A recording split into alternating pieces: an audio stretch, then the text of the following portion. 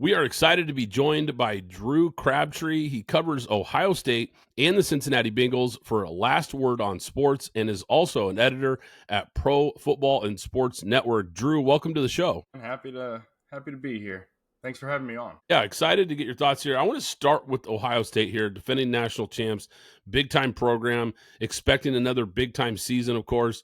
I know it's the middle of the summertime. We got a ways to go before football, but it's never too early to start talking about these games. And I want to start with this big one, of course. They open with Texas. I think it's likely to be the most highly ranked team to ever come to Columbus for a season opener, at least that I'm aware of. How much could a win or a loss reshape the national conversation for both these programs right out of the gate with this big matchup? I think, at least for Texas, getting revenge for that Cotton Bowl loss is going to be massive to get them right on track and officially into the Arch Manning era.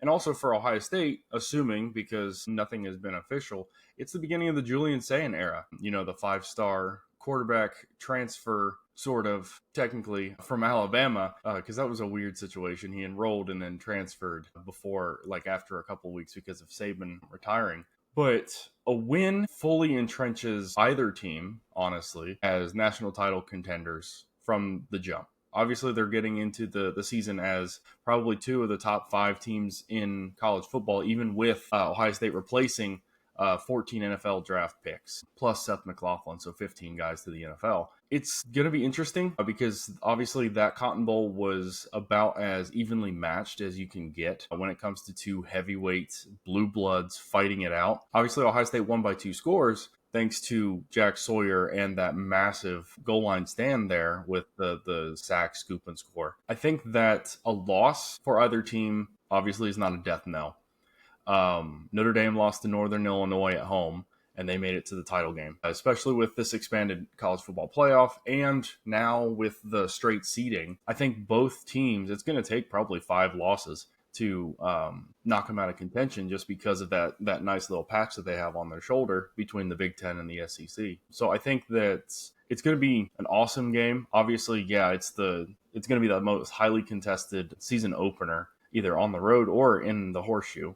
It would be nice if it was played at noon or not played at noon, but you know, this is going to be something that Ohio State fans are going to complain about until the cows come home. But I'm really looking forward to it because, you know, we haven't had Texas in the Horseshoe since the 2006 season, I think it was, because they did a home and home back then. And Texas came in and beat them. You mentioned the time. Is it just that they felt, the fans felt they should have been a prime time game? Is that what the pushback is on the time?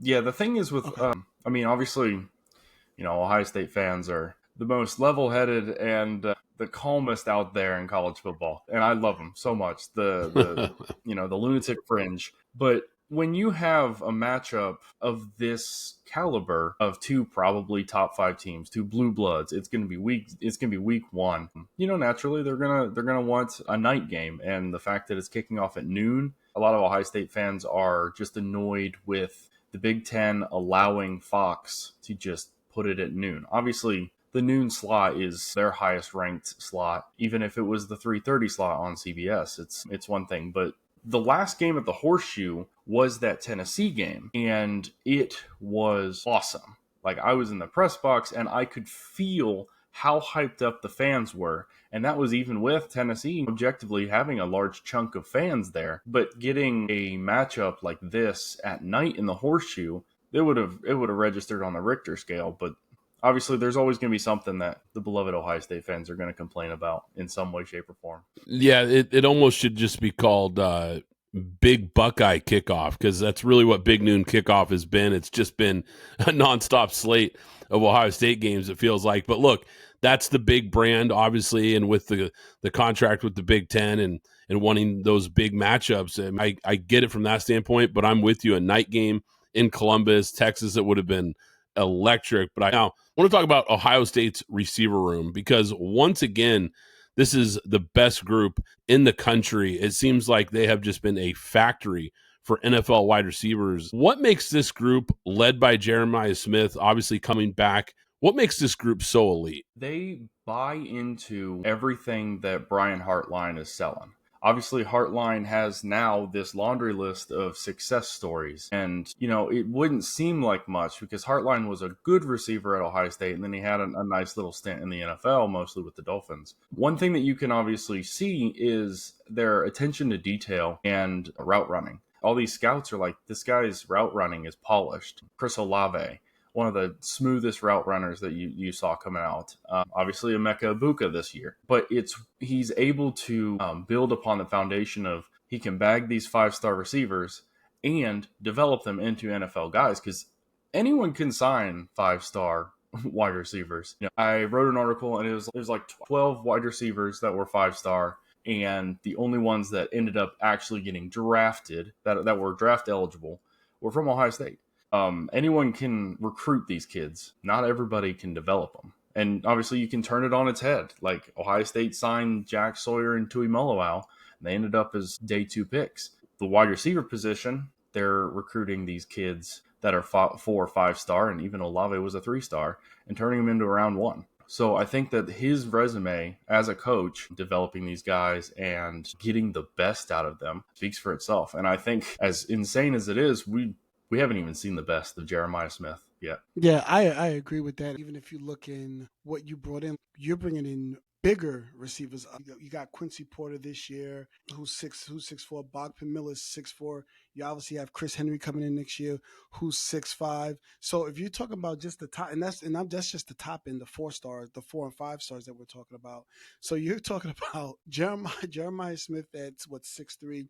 Quincy Porter is 6'4", Chris Henry is 6'5", Bogman Miller at 6'4". Like that, that's not just wide receivers. These are giants. And what we see from, like, remember when Alabama had their 3 or 4 pack, there was a couple of small dudes in there. They didn't have a Julio Jones. Now these guys are like grown men wide receivers. So it's a big difference in what we're going to see. And this quarterback is really going to be able to play a lot of jump ball should he see fit if the windows aren't open to a lot of these receivers. And I think the best part about what we're hearing from camp, both last year and this year, is Julian Sayin is being touted as by far the most accurate of the quarterbacks. They said it last year when Will Howard was there. Obviously, we saw a couple instances where Will Howard would throw it into traffic, and we'd be like, what are we doing, Will? Like, once a game, there was always one play that we're just like, you're too old to be making those mistakes. But with Sayin, at this point, like, the coaches are thinking that he can throw a football and tear the wings off of a fly flying across the field. He's got that pinpoint accuracy, and I'm interested to see how his arm strength is developed, because the little bit that we've seen, like at the spring games and whatnot, it looked like the throwing from the far hash was a bit of a weakness. So I'm definitely interested to see where that comes, because he doesn't quite have that size, that stature that Will Howard had.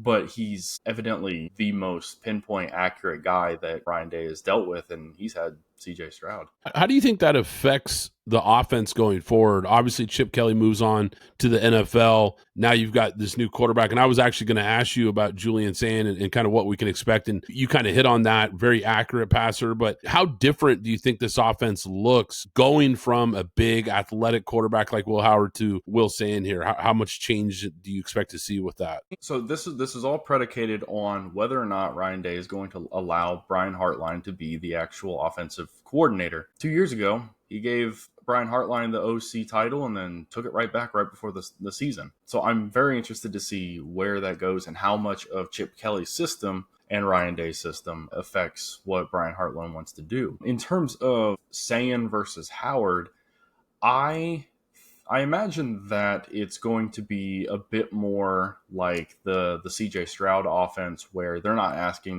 the quarterback to run. Like CJ Stroud, as we've seen in the NFL, which is the most frustrating thing in the world, he's got that athleticism. Yep. He's got you open up that grass in front of him, he's going to take it. And that was oddly enough one of the major issues that Ohio State fans had with CJ was at Ohio State, is he just wouldn't take those easy yards. But I think with Sayin, it's going to be more, they'll stay balanced, because they've got the CJ Donaldson and James Peoples, who I'm really excited for. And obviously those wide receivers, I think that it's going to be more of a balanced attack. Whereas last year, it honestly felt like they were building off of the run, when you've got Quinshon Judkins and Trevion Henderson, you can do that. But I don't think that they will ask nearly as much of Sayin on the ground as they did with Howard. And even then, they could have asked more of Will Howard. I think right now, the biggest question mark outside of the quarterback, obviously, and then coaching with the OC is probably the tackle situations, because you lost the tackles in the draft and now you brought in 2 transfers. I know there isn't a lot to go off right now, but how's that offensive line coming together? That's one of the things that both sides of the line, honestly, are going to be under the microscope once they reconvene for fall camp. Yeah, Ethan Onyeonwa, I probably just butchered his name, Big E, as they called him. He looks like he's going to be one of the tackles. Philip Daniels is that other transfer tackle, but I think that it might be Austin Siereveld that takes over at right tackle, because he was the one that plugged in last year with all of those injuries. He played left guard, he played right guard, he kicked out to tackle a couple times. And then that left tackle will probably be Big E, with Carson Hinsman at center back where he was. That's one of the things that they like to keep close to the chest, oddly enough. And I'm definitely interested to see where the new offensive line coach, Tyler Bowen, takes them, because already it seemed like he's got a different kind of juice to him, a different kind of energy. He's got the recruiting energy already. I'm very interested to see what Tyler Bowen is going to do with this offensive line, because I think it can be really good. I think it can be just as good as last year. But the tackles, 2 transfers, and I think Austin Siereveld are going to be something to watch as fall camp kicks off. What about the defensive side of the ball? Obviously lost some really good players on that side of the ball. They bring back Caleb Downs, maybe the best player in the country.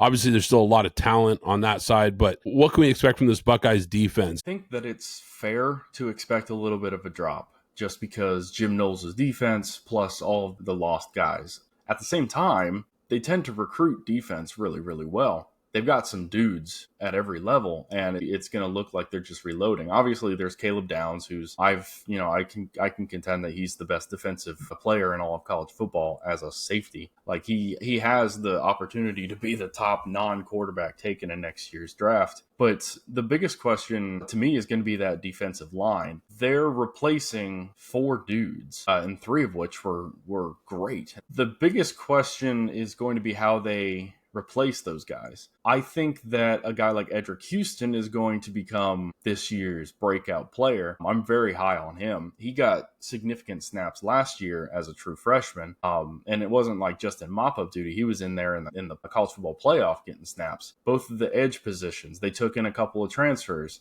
to go with Kenyatta Jackson Jr. and Caden Curry, who both flashed when they had their opportunity. One thing that it will be interesting is if the rotation is going to be more of like a liberal rotation where they're getting plenty of guys snaps, or if they're going to be pretty entrenched and this is our starting 4 between Curry, Kenyatta Jackson, Houston, and then probably Caden McDonald at the other D-tackle spot. So Ohio State athletic director Ross Bjork made headlines recently saying that he wants to eliminate the December transfer window. Do you agree with this stance there, considering how it affects teams that are still competing for titles? It's such a mess, honestly. I don't think there's a good answer, especially when you remember that these kids are at least still in name still students. They have to figure out their enrollment situation. I think that one transfer portal window is probably the best when it comes to like logistics, but having the portal open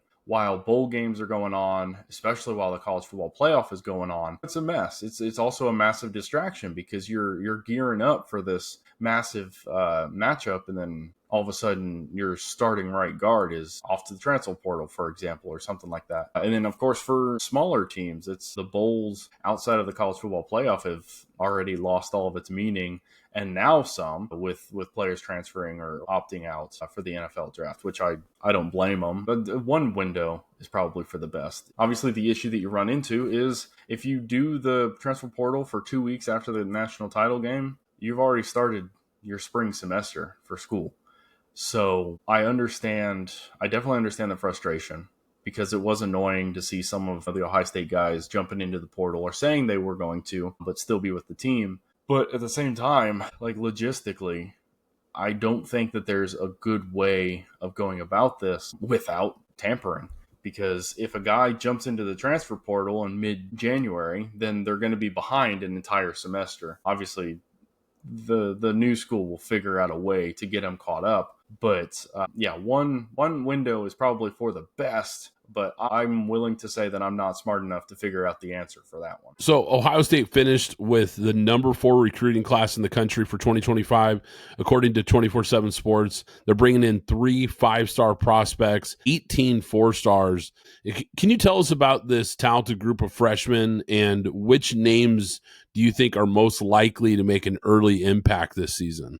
The one name to watch is going to be Devin Sanchez, that corner, the 5-star corner. There is an opportunity for another player to step up opposite Davison Igbinosun, and Devin Sanchez just might be that guy. Already they're talking in camp that he could be the defensive Jeremiah Smith, which is ridiculous to say. Especially when you consider the fact that you got Bryce West and Aaron Scott, who are 5-star recruits in their own right in the 2024 class. I think that he's probably got your best bet, but one of those linebackers, Riley Pettijohn or TJ Alford, might make a little bit of noise because right now the linebacker spot is a bit up in the air, especially if Matt Patricia wants to run something a little bit different. You've got Sonny Styles and then nobody, at least proven. Obviously, you got Peyton Pierce, who has already looked like he's going to step up and be one of those guys. You got Arvell Reese, who stepped up last year in relief of Cody Simon and those guys. That room is very talented and very unproven at this point. And so if you get a true freshman like that Riley Pettijohn to jump in, they might be able to make a little bit of noise, especially since he is a James Laurinaitis recruit who has been able to step in just like Brian Hartline and recruit out of his mind. Because I know that recruitment, as well as the Alford recruitment, went down to the wire. I know that Florida was trying to get Alford really, really hard. I think that if there's going to be a freshman that's going to make an impact, it'll be on defense. The wide receivers, Quincy Porter, he'll get rotation snaps, but I think that at least right now, there's just too many guys ahead of him. Now, next year it'll be a lot of fun to see if it's Jeremiah Smith, Quincy Porter, and Mylan Graham, who is a name to keep an eye on. He was also in that Jeremiah Smith class, but he wasn't an early enrollee, so he didn't get all of the reps in the offseason. He'll be fun to watch. Yeah, and it'll be fun to see who Chris Henry can push coming in as well. So with all that being said, do you have, and I'm not sure if you do, I ask everybody that comes on this, early expectation? The expectation is to beat Michigan, win the Big Ten, and win the national title again. I would say that if I had to straight up predict the season, I would probably say 11-1, dropping that first game to Texas, because I think that Texas is good. Like that, Arch Manning is he comes in with more experience, and then Texas is just reloading at every position, just like they did the year prior. That's my expectation, as it always is. With Ohio State, you have to expect the best. This isn't a program where you hang a banner for the Music City Bowl or something like that. It doesn't matter if you lost 40 guys to the NFL draft. The next year, you gotta make it up. You gotta win. Right. My expectation is that Ryan Day has finally figured it out and is not going to overthink things. The loss to Michigan last year was inexcusable. And I think that what happened there was he tried to beat Michigan at Michigan's own game. Which, fine. If you got the dudes to do it, you kept running the ball up the middle to their 2 first-round defensive tackles. If they'd have stretched it out, thrown it to Jeremiah Smith 2 more times, or even just went off tackle with Travion Henderson, it would have been a completely different game. But they lost. They won the national title. It's all over at this point. But there's 3 matchups on this schedule: Texas, Penn State, Michigan. The away slate is sneaky difficult with trips to Illinois, Wisconsin, Purdue. 3 places that have beaten Ohio State on the road in the past, frustratingly. But those 3 matchups right there, Ohio State needs to go 2-1 to really feel good about their chances in the postseason. And as long as that one isn't Michigan for a 5th season in a row, there's only so much goodwill, oddly enough, a national title is going to buy Ryan Day from the lunatic fringe A fifth loss in a row to Michigan is, I don't know what would happen. Obviously, this year's game is going to be in Ann Arbor. I feel like there'd just be a wall of protesters right there at the state line up here in Toledo. I just hope that it doesn't happen. I was thinking that because I would say, well, what if, you said 2-1? Well, what if the two are Penn State and Texas, and then there's that sixth loss without Harbaugh there for the second year in a row to Michigan? I think you alluded to that. They better win the national championship to smooth that over. Yeah, it kind of felt like that when they lost to Michigan last year. Yeah. I thought, man, the seat felt like it was scorching hot. And I think we even said it on the pod. It's like, he better run the table here or he's going to get fired. Yeah. They're not going to put up with that. A national championship might be the only thing that saves his job. I think was literally what we said on this show, because I thought that this fan base is just not going to put up with continually losing to this rival. Lo and behold, they went on the run and did it, and took the fire extinguisher to the seat, at least for now. I want to shift to the Cincinnati Bengals here, because obviously that's the pro team that you cover. Interesting team this offseason, and a lot we can get into here, but I want to start here with kind of the recent news. The Bengals recently re-engaged with Trey Hendrickson in some contract talks. That's been an ongoing offseason story for them. What's the latest there, and what kind of timeline do you expect for a deal to get done? The latest with the whole Trey Hendrickson situation is they have at least re-engaged the talks now. Whether or not they're anywhere close to one another in terms of their numbers is between them and, Schefter, who obviously acts as the agent's mouthpiece. I still believe, I believed it from the jump, that a deal will get done. The problem is that, just as Shemar Stewart said with all of his nonsense, the Bengals focus more on winning arguments or winning negotiations than they do winning football games. It's the same gripe that I have with the Cincinnati Reds. And the thing is that they notoriously overvalue their players when it comes to if they're trying to trade them, but they severely undervalue them when they're trying to pay them. I don't understand. It took Jamar Chase strong-arming them and saying it's either me and T or it's neither of us to get T. Higgins under contract. I don't understand. I'll never understand why they were so hesitant to sign T. Higgins. I understand that having so much money tied up in those three players, Burrow, Chase, Higgins, isn't ideal. The easy way to combat that is to hire more than 2 scouts and actually have a real scouting department in the modern NFL. But that's its own issue.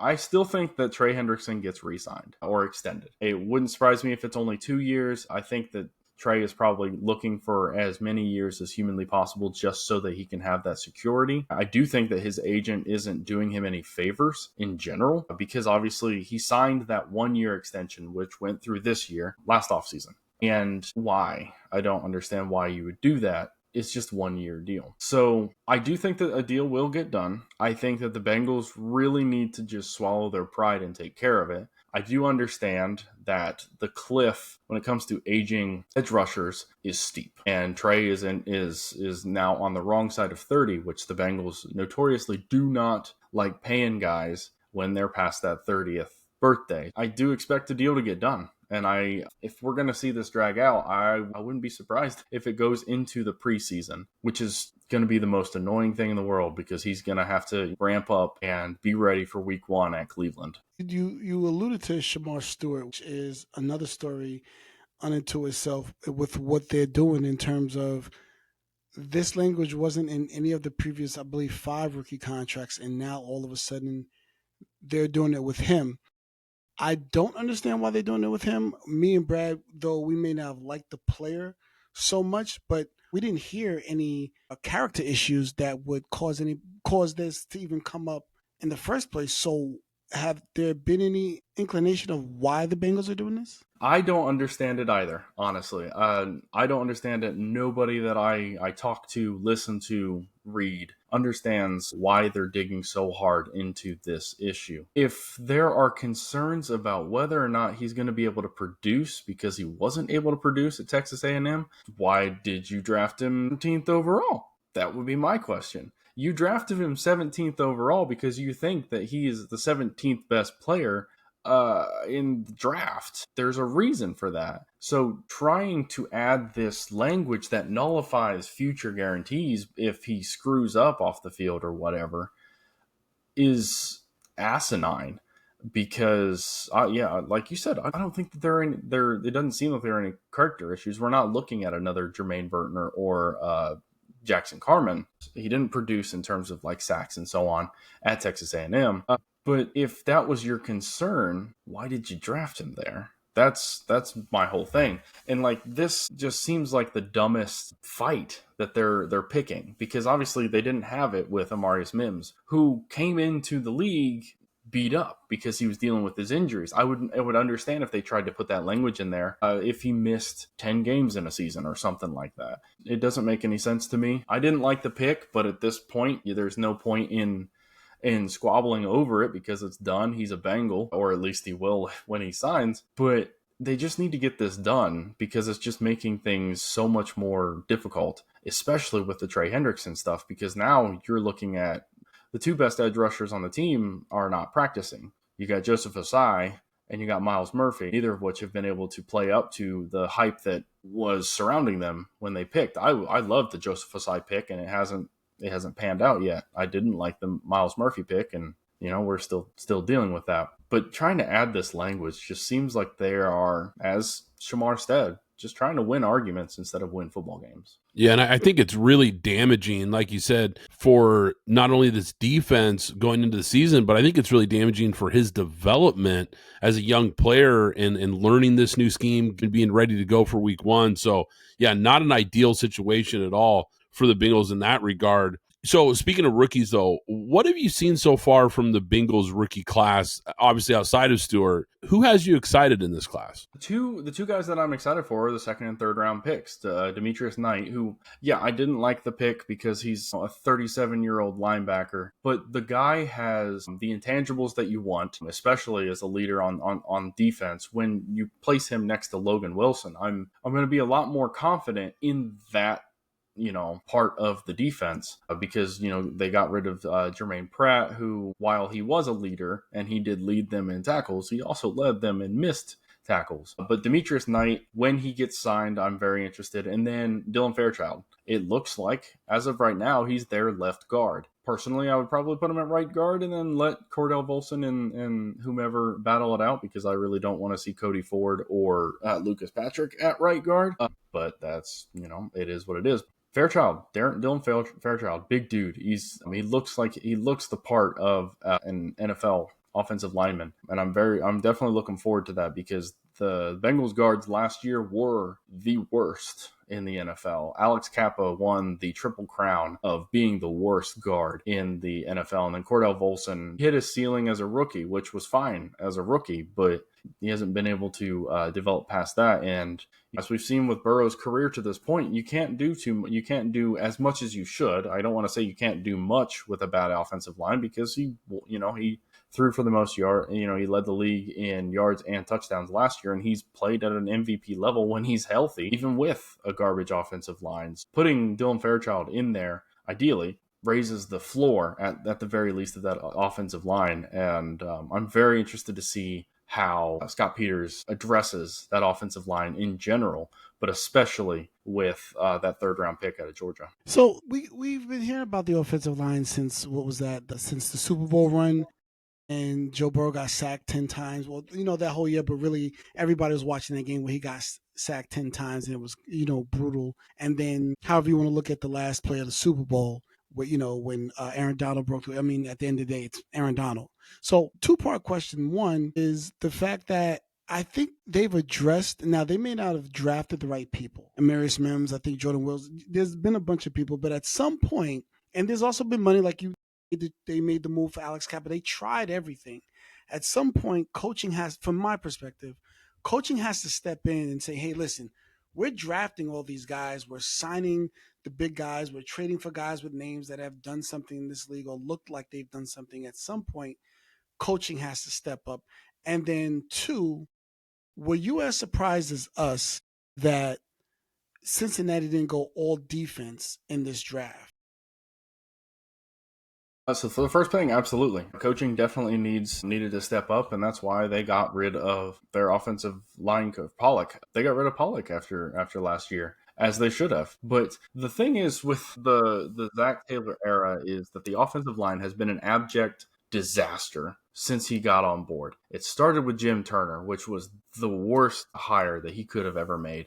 And then he backed it up with bringing back a guy that had been the Bengals offensive line coach for a hot second. But there's a whole lot that goes along with it. The team philosophically does not hold guards in nearly as high value as they do tackles. I mean, obviously tackles are the moneymakers of the offensive line, but they don't go out and get a guy. Like this year we had a handful of at least decent guards on the market. And even if you get a Tevin Jenkins who is injury prone or whatever, it would have been a step up. Brandon Scherf is still out there. Will Hernandez still out there. There's a handful of guys that they could have gone after to help out Scott Peters on that offensive line.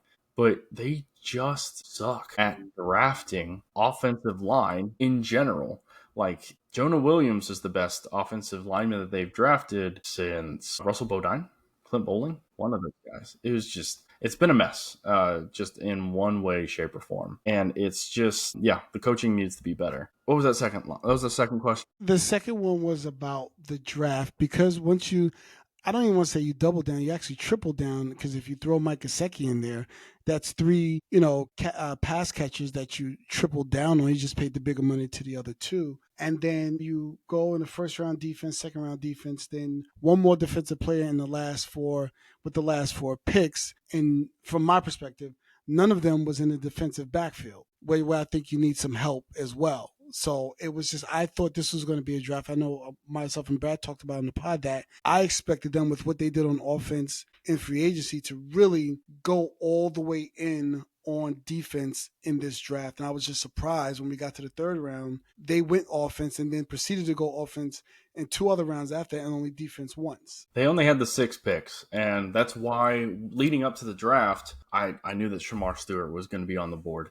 And I'm like, I swear to God. But when they got to that pick, I was crossing my fingers. I'm like, the drop off of who I wanted at that point was already, for the most part, gone. Trade back and accumulate more assets, and they didn't do it. They stayed pat. Same thing in the second round. They could have traded back and still got Demetrius Knight, etc. On draft weekend, it didn't surprise me all that much when they at least went and got a guard. It surprised me a little bit that they got the running back. It didn't surprise that they double dipped on offensive line with Jalen Rivers from Miami in the 5th round, and then they got Taj Brooks at running back, which was a little bit surprising. They had an opportunity, like I said, to go get a couple of veteran guards and then load up on defense, because that defense was awful. It was atrocious. But you got to look at the coaching, because all 11 guys that are anticipated to start, if you add Shemar Stewart in there, were premium picks. They were first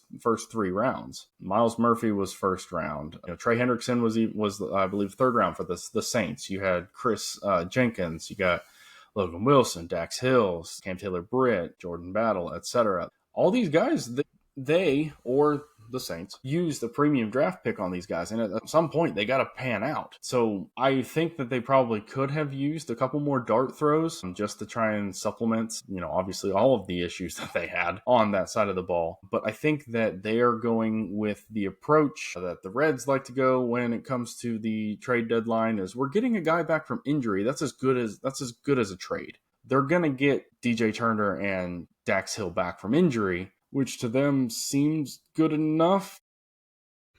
Dax Hill was playing really well before he got hurt. Like, he's hitting his stride as a corner. That's another drafting malfunction. They drafted a guy and they didn't know what to do with him. They drafted him at safety, and then they're going to move him all around the field. Now he's playing corner, and then he got hurt.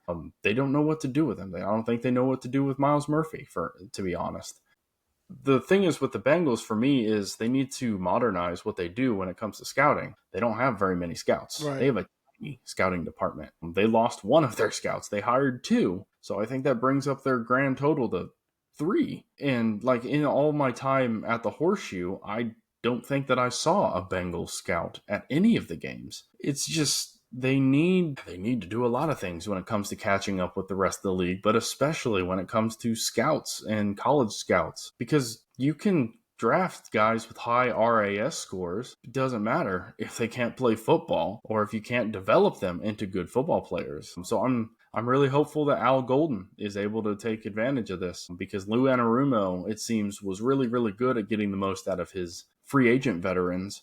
But when it came to the young guys, it wasn't there for some reason. Yeah, no, you've mentioned coaching a few times. Pro Football Focus recently put Zac Taylor on the coaching hot seat list. No playoff wins since 2022. In your opinion, how hot is Taylor's seat really? Well, for me, it's a question of should he be and is he? Should he be? Yeah, absolutely. You've wasted plenty of Burrow's fantastic seasons. Last year, that offense was one of the best, if not the best in the NFL, but the defense was pathetic. I have said that Super Bowl loss has bought him a decade in Cincinnati. I would be surprised if it's a situation where they ever let him go, barring multiple really, really, really bad seasons. I think it'll be one of those Mike McCarthy, just let your contract expire when it's over kind of thing. Because like Zac Taylor, the person, is great. Like he's an awesome person for the city. He's a great leader of men. When it comes to being a football coach, not quite. So while his seat should probably be pretty warm, and if they miss the playoffs again with 17 games of Joe Burrow and Jamar Chase, that should at least be a conversation. I don't anticipate it, because you can lean back on, 2020, we were still rebuilding and Burrow got hurt. 2023, Burrow got hurt. It's like, yeah, at a certain point, Burrow getting hurt sucks, but you still went 9-8 in 2023, and then you went 9-8 last year with the best quarterback and best wide receiver in football. There does call into question his ability to fill his coaching ranks. I think this year is going to be crucial. If that offensive line isn't improved, if that defense isn't improved, then we can really call into question it. But I don't anticipate Zac Taylor being fired anytime soon. It's just not the way that the Bengals do. They gave Marvin Lewis 7. So, Drew, I have been saying this about Ohio State quarterbacks ever since Brad has known me. I said in the 100-year or however long Ohio State has been in existence, until 2 years ago, they had never put what you would consider a successful quarterback in the league until C.J. Stroud. And what a story does that school is, you get your Mike Tomczaks and whoever else you want to name. So what happens at the quarterback position? Because we know Chris Carter, we know Eddie George, we know the Bosas, we know Denzel Ward, we know all of the other guys, the offensive linemen. What has happened for the existence of this school between then and CJ Stroud? What happened at the quarterback position that there hasn't been one until him? It's a perfectly fair question, because prior to CJ Stroud, they won 8 national titles. They're top of the winning percentage. I think they recruited guys that just would do their system right, because obviously Woody Hayes was not slinging the football. Earl Bruce, not slinging the football. John Cooper, hardly slinging the football. Tressel. It took until Troy Smith and Terrell Pryor for Ohio State to really be getting those guys at the quarterback position. So it doesn't surprise me, honestly, that Ohio State really didn't have anybody do well in the NFL. Obviously there was Art Schlichter, who had an opportunity that squandered. Yeah, he had that opportunity, but he couldn't. And then obviously with Troy Smith, he won the Heisman, and then he went in the 7th round, and then nothing happened. We all know about Terrell Pryor, who I do think he was a little bit ahead of his time, just like Troy Smith was. But it boils down to, at least for me, that Ohio State quarterbacks up until Fields and Stroud, they weren't asked to do all that much until Urban Meyer came in with JT Barrett. But there's only 32 teams in the NFL. It's hard to get an NFL worthy quarterback, and even if he's a backup quarterback, it was all about, to me, that that wasn't something that they cared about, was finding a guy that can elevate you, like an Eddie George at the running back position, or then obviously all the wide receivers and so on. I thought that Dwayne Haskins could have had an opportunity, and I think that him getting drafted by Washington was legitimately the worst case scenario. Yeah. Because Jay Gruden did not want him, and it showed. Like, yeah, there were immaturity issues, but like, he was obviously talented. And Stroud lightened it up. I still believe in Justin Fields, and it's still really, really confusing that he's a bad NFL quarterback right now. It's just so confusing because of how good he was at Ohio State. But yeah, up until Urban, they just didn't have guys that they expected to elevate the program like they did with all those other positions. Well, guys, once again, we've been excited to be joined by Drew Crabtree. He covers Ohio State and the Cincinnati Bengals for Last Word on Sports. You can go check out his work there. He's also an editor at Pro Football and Sports Network. Drew, appreciate your time, and thanks for coming on the show. Thank you guys so much for having me.